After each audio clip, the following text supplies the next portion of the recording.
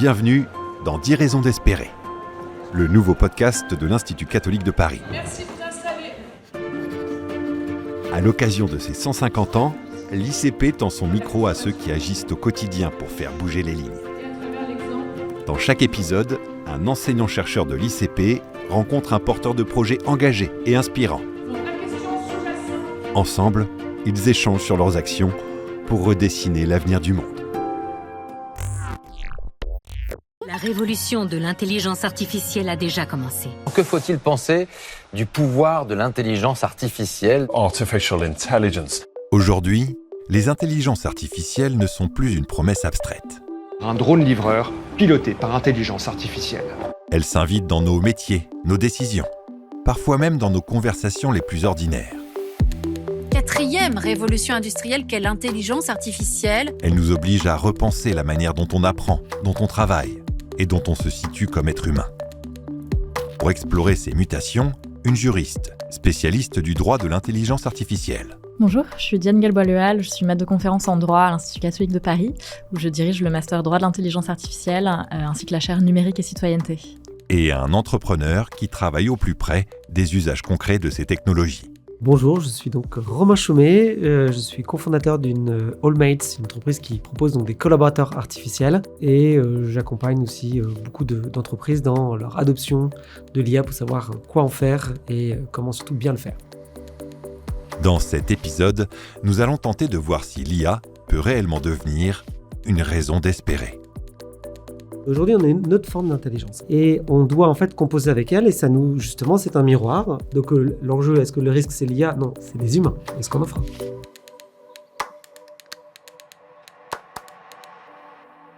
Pour comprendre ce bouleversement, commençons par le terrain, ce que l'IA sait faire aujourd'hui et pourquoi cela change profondément nos pratiques. Bonjour. Comment puis-je vous aider aujourd'hui ? Ce que peut faire l'IA générative, c'est assez similaire à ce que peut faire un cerveau humain. On a une technologie qui, pour la première fois, ne ressemble pas à une machine. Qu'est-ce qu'on peut lui confier ? On peut lui confier effectivement du texte. C'est résumer, comprendre, analyser, imaginer, organiser, structurer. Donc, énormément en fait, de travaux de col blanc, grosso modo. On peut lui demander aussi de créer des contenus en fait, qui sont non textuels, donc des images, du son, aujourd'hui de la musique, de la vidéo. On a vu à quel point ils étaient fascinants et ça pose toutes les questions, bien sûr, des fake news qui vont avec, mais en tout cas, leurs capacités sont là. Ce qui est assez remarquable chez eux, c'est leur capacité à parler le langage des machines aussi. Ils sont connectés avec le reste des applications que les humains ont créées, sauf qu'on avait mis une interface entre les machines et les humains, on appelait ça des écrans, des formulaires, des boutons, et l'humain s'est adapté à la machine, alors que pour eux, c'est très simple de naviguer dans cet univers digital. Pour nous, peut-être les juristes ou les informaticiens et autres, on pouvait se préparer à ça, mais pour un créatif, c'était juste pas possible. Or, c'est là où ils sont très challengés aussi. On voit que les cours de bourse des Publicis et autres sont très chahutés par l'apparition de l'IA. Donc non, on va tous être concernés. Donc je prends tous les cols blancs vont être impactés, tout comme les cols bleus l'ont été avec la révolution industrielle. C'est notre révolution à nous. Qui que vous soyez, vous devez y passer.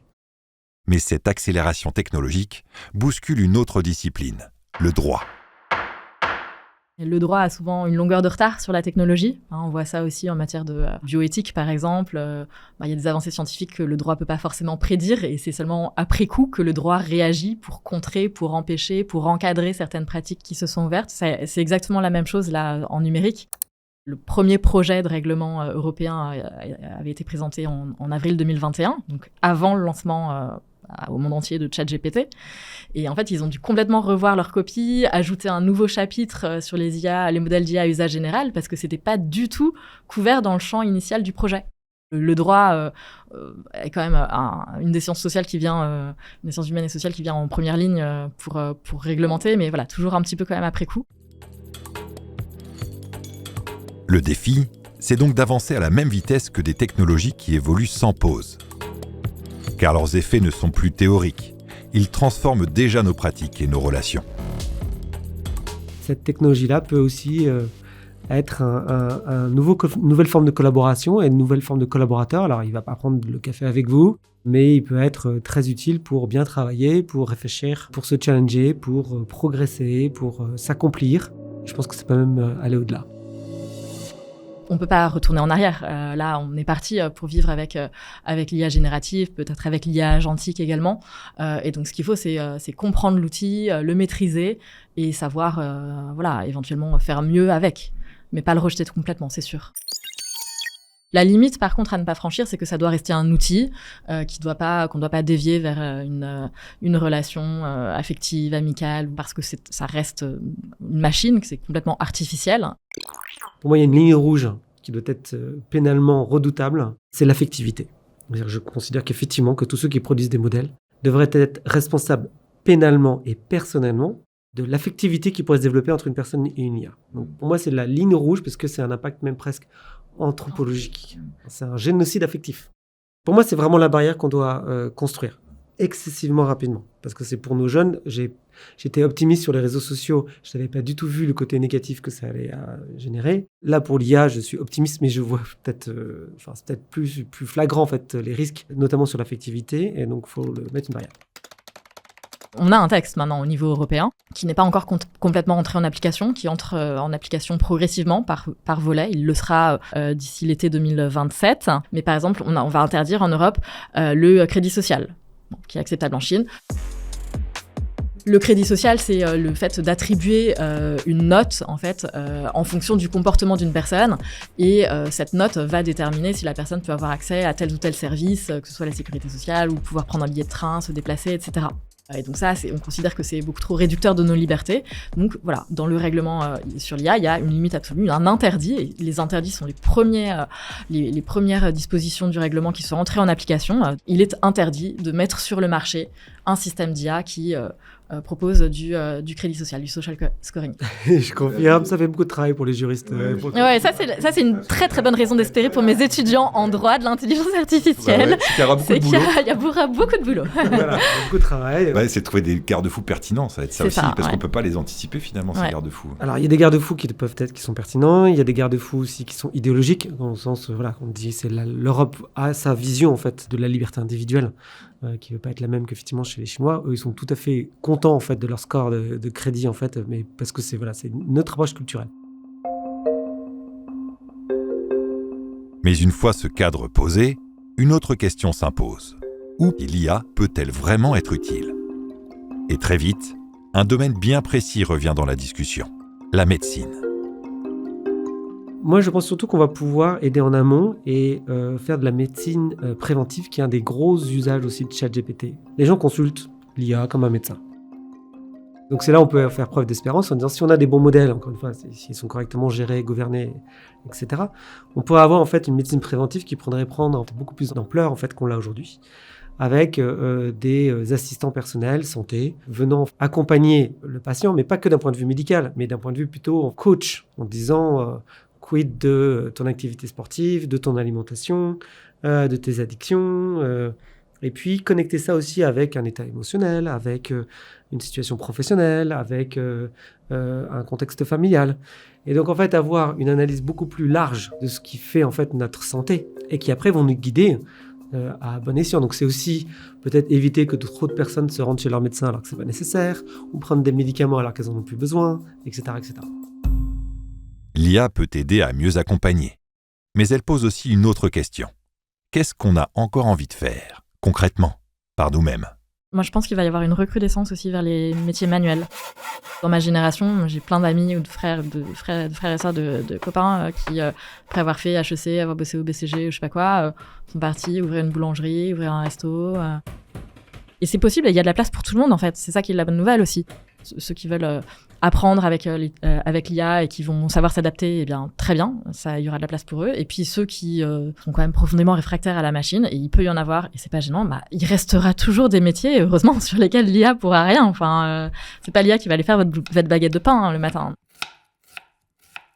L'IA peut être un facteur de réduction des inégalités. Je m'explique. On valorise, donc grosso modo, on rémunère plus un cerveau qu'une paire de bras, parce que c'était une ressource rare et c'était une ressource qui était bien pratique.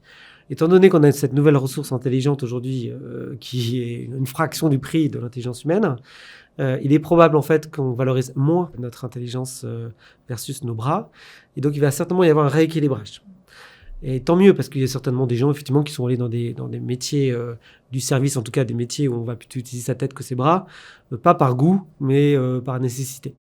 Et là, on va certainement peut-être rééquilibrer tout ça, donc ça, c'est une bonne chose.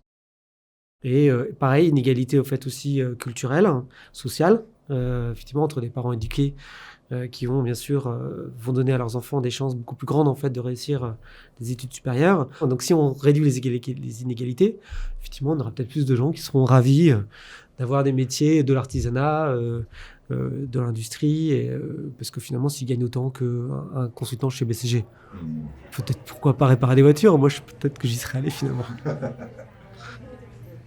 Mais les outils seuls ne suffisent pas. Tout se joue dans la manière de s'en emparer. Et dans les amphis, Diane en voit déjà les effets. J'ai confiance dans les jeunes générations. Enfin, moi, je les trouve, ils savent, les étudiants, ils savent déjà extrêmement bien s'approprier les outils. Et en fait, ils comprennent assez rapidement que s'ils font juste ils donnent leur sujet de dissertation dans ChatGPT et qu'ils font un copier-coller et qu'ils me le rendent, ils n'auront pas une bonne note. Et c'est pas juste parce que je me doute qu'ils ont utilisé l'IA, c'est juste parce que le résultat est mauvais. En revanche, s'ils apprennent à l'utiliser intelligemment, s'ils y mettent de la personnalité, s'ils donnent de leur temps, de leur énergie, si ça les aide à comprendre et à mieux maîtriser le sujet, formidable. Aujourd'hui, en fait, cette IA nous interroge sur notre humanité. Qu'est-ce qui nous caractérise, en fait, dans notre humanité ? Aujourd'hui, jusqu'à présent, nous étions le seul être intelligent. Et tout le respect que j'ai pour tous les animaux de cette planète, ils ont néanmoins pas pu atteindre, en fait, le niveau d'intelligence qui est le nôtre aujourd'hui. Et aujourd'hui, on a une autre forme d'intelligence. On a, je pense, pensé qu'elle arriverait de l'espace. Finalement, elle arrive du silicium. Et on doit, en fait, composer avec elle. Et ça justement, c'est un miroir. Et là où hier encore, on ne posait pas forcément beaucoup de questions, je dirais notamment dans le monde du travail, aujourd'hui, on se pose cette question-là de moi, en tant qu'humain, qu'est-ce que j'apporte à une entreprise ? Et souvent, j'ai tendance à dire, mais alors j'ai la chance d'avoir 4 garçons. Je leur dis, les garçons, imaginez bien que vous allez rentrer dans un monde du travail où l'intelligence sera gratuite et illimitée. Donc vous allez y faire quoi ? Quelle est votre pierre, en fait, à l'édifice ? Il faut qu'on travaille avec. J'espère que ça va accroître la connaissance de chacun, la curiosité intellectuelle, le goût du savoir. Et ça, c'est la meilleure raison d'espérer. L'IA ne serait donc pas une alternative à l'humain, mais un miroir. Elle nous aide à abandonner des tâches mécaniques, mais elle nous renvoie aussi à nos responsabilités. Apprendre, vérifier, comprendre. Peut-être est-ce ça la véritable raison d'espérer. L'IA nous rappelle à ce que nous devons devenir. Une société capable d'inventer, de discerner et de prendre soin. Rendez-vous dans le prochain épisode pour une autre rencontre et une nouvelle raison d'espérer.